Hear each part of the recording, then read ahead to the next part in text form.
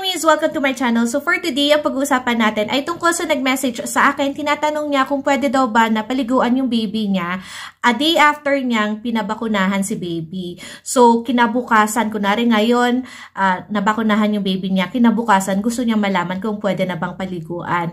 And pag-uusapan din natin, mommies, kung ano yung mga pwede natin gawin para kay baby natin para maging mas comfortable sila after nilang mabakunahan. Plus, ano yung mga bagay na pwedeng maramdaman, normal na mararamdaman ng isang baby after niyang nabakunahan. So, mommies, lahat ng mga pag-uusapan natin ngayon are just based from my experience. Anong ginawa ko nung nabakunahan si Amira. Plus, yung mga nabasa ko and some advices from our pedia. It's still best to consult your doctors. Okay, so unang tanong, pwede bang paliguan si baby after niyang mabakunahan?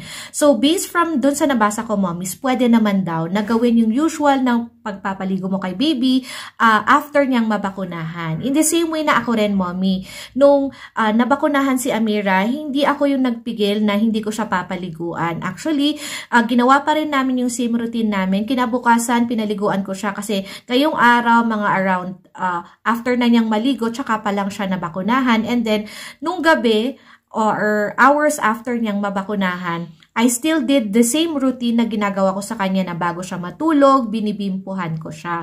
So far, so good naman, mommies. Walang nangyaring masama kay baby ko.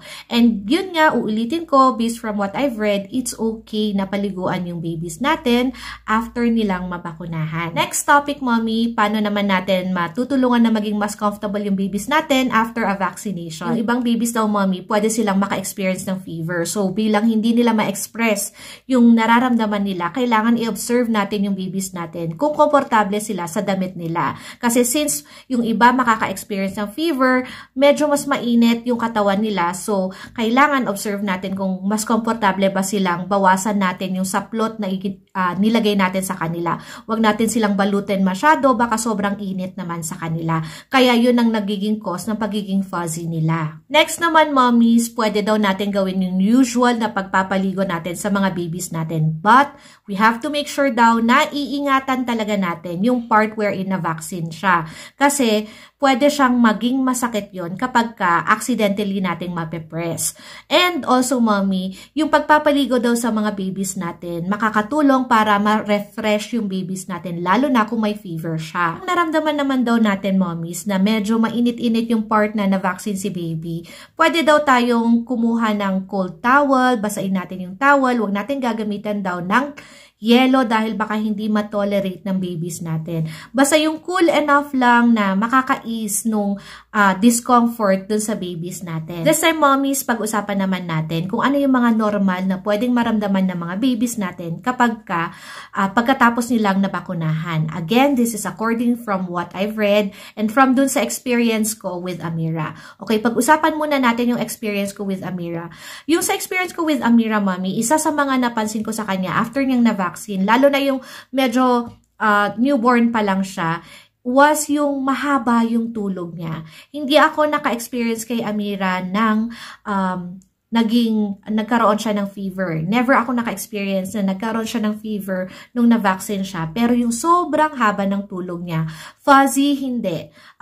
Normal lang na pagkaiyakin yung na-experience ko with Amira. So, hindi siya naging mas iyakin nung time na na-vaccine siya. Pero, syempre, mommies, magkakaiba tayo ng experience. So, it can be possible na yung mga babies ninyo maging fuzzy sila. Dahil, okay, pag-usapan na natin.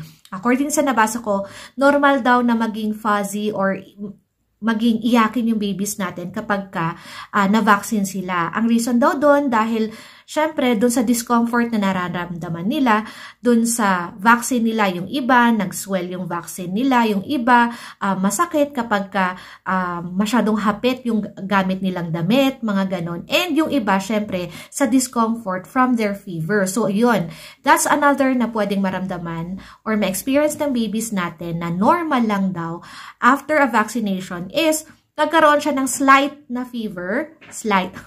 Napalakas yata yun. Slight na fever, pero hindi sobrang taas na fever. So, around 38 degrees Celsius, ganun daw. And also, mommy, it's normal daw na medyo mainit-init or medyo swollen yung part na vaccine si baby. Always think positive, mommies. I know the reason why you are here is natatakot kayo. Baka kung ano na yung pwede mangyari kay babies ninyo pag pinaliguan niyo siya. Basta, you are doing the right thing, mommy. Nagre-research kayo. Ganon din yung ginagawa ko noon. Nagbabasa ako kung ano ba yung pwede kong gawin at hindi pwede. At mahalaga din yung magtanong tayo sa mga doctors natin. Next time na, ibabalik natin sila dun sa pedia.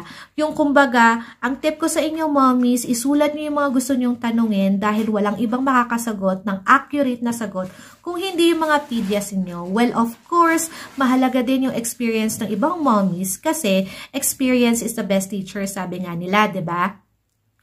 Pero syempre, mali din naman yung basta-basta nating ida-diagnose yung mga babies natin. Again, mommies, kung nakatulong itong mga videos na ito sa inyo, yung video na ginawa kong to, I would really appreciate it if you like and subscribe to my channel and hit the notification bell para lagi kayong ma-update kapag may bago akong upload.